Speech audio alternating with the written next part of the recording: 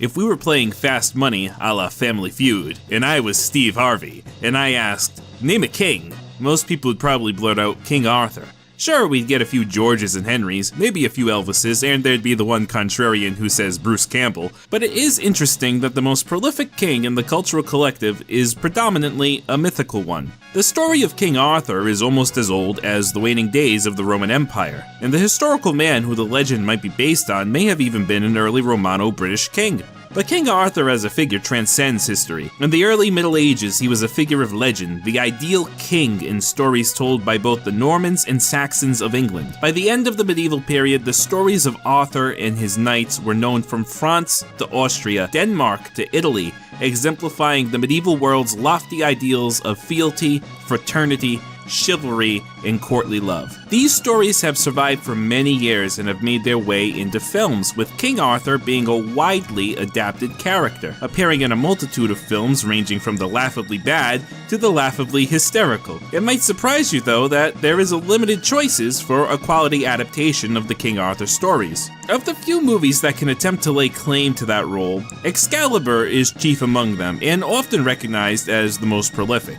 Made in 1981 in Ireland, Excalibur is the story of King Arthur in its entirety, or at least it attempts to be. The film aims to tell Arthur's life story from the night of conception, to drawing the sword from the stone and becoming king, to his friendship with Lancelot and his marriage to Queen Guinevere, his relationship with his mentor and sage Merlin, and the feats of his knights. Excalibur attempts to cover a massive amount of ground in just 2.5 hours. Unfortunately, because of this, it also feels like the highly abridged story of King Arthur. Because it has so much to get through, it rushes through a lot of its parts. Aside from Arthur and Merlin, many of the characters never get a chance to flourish or grow, which is made worse when the film attempts to focus on them and their plights within the overarching narrative. A double shame when the film also boasts some rather famous talented actors, some still early in their careers, such as Sir Patrick Stewart, Liam Neeson, and Helen Mirren. Even some lesser known actors today are fun to watch in this movie, with Nicole Williamson's Merlin being the highlight of the movie and a real scene stealer on screen. However, there is merit in the film trying to highlight so much of the King Arthur stories. Nearly everything major is here, with only a few of the more noteworthy stories left out, like Sir Gawain and the Green Knight. In terms of giving a wide berth of Arthurian stories adapted to the big screen, Excalibur is only truly challenged by a certain ingenious comedy. Where Excalibur truly shines is its visual flair and aesthetic.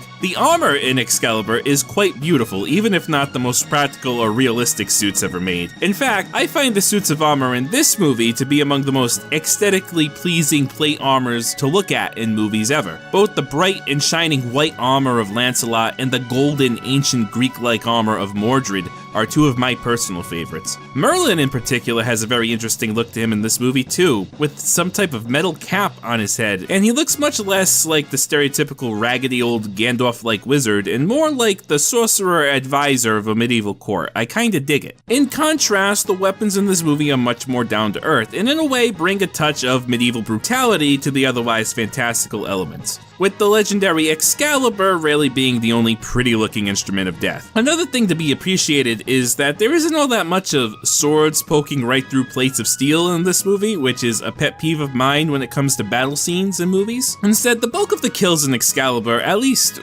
with my latest watch, seem to be done by things like axes and maces and clubs, all weapons that are actually quite effective against plate armor. Hilariously though, this comes with the added effect of a large portion of the movie's sound being metal clanking against metal. As for other nitpicks, well, Excalibur can be a bit silly sometimes, often unintentionally. One scene that instantly comes to mind that makes me laugh is in the beginning of the film, where Arthur's father makes love to the naked Igraine while he wears full plate armor. It just looks silly. Add to it that the actress playing Igraine is the director's daughter, and it just adds a whole other level of uncomfortable hilarity to it for me. Merlin can also be cheesy in a lot of his deliveries, though I suspect the bulk of it is intentional. Then there's the anachronism of the movie taking place in the Dark Ages, but everyone's running around in full gothic plate. From everything I read, the movie is supposed to be intentionally anachronistic, and I can buy that. In fact, I actually rather like it because it captures that late medieval romance vibe that's associated with the King Arthur stories rather well, which is what the movie was, after all, intended to adapt. Now, overall, is Excalibur the best King Arthur movie? I personally have to say no. For everything it does, it just movies goes through everything too fast. It comes from a time where movie franchises were not really a thing, so the idea to do multiple movies about the life of Arthur probably never crossed their minds. I think the main problem with Excalibur is its pacing, but it doesn't make it unenjoyable to watch if you're into the idea of a King Arthur movie. Instead, it holds it back from being the best King Arthur movie or adaptation.